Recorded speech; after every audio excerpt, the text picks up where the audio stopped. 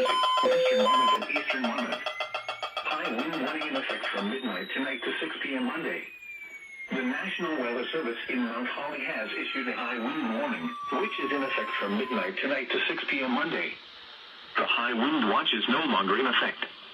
Winds, northwest 25 to 35 miles per hour with gusts 50 to 60 miles per hour. Timing, the greatest potential for high winds will be late tonight through about midday Monday.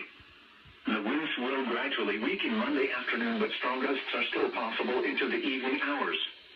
Impacts, strong winds may blow down limbs, trees, and power lines. Scattered power outages are expected. A high wind warning means a hazardous high wind event is expected or occurring.